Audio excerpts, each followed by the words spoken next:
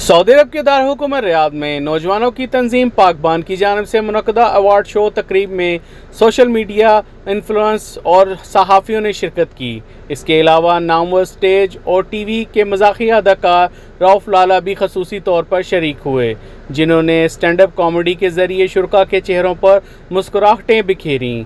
रंगारंग तकरीब में गुलकार फरहान NDF और कायनात बेग ने भी अपना शानदार परफॉर्मेंस से हाज़रीनों को खूब महसूस किया।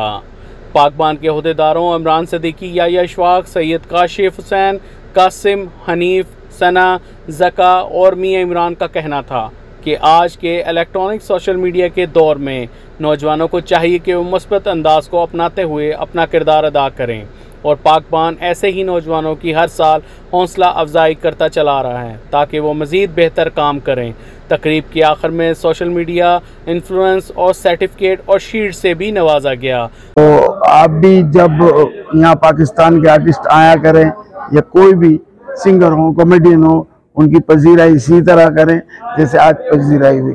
और आर्टिस्टों को आना चाहिए पाकिस्तान से अपने उन ओवरसीज दोस्तों के लिए, उन फैमिलीज के लिए जो हमें टीवी पे देखती है, उनको लाइव अपना चेहरा दिखाना चाहिए। हम लोगों का इवेंट हुआ है यहाँ पाकबान अवार्ड्स का इवेंट हुआ है इन्फ्लुएंसर्स के लिए।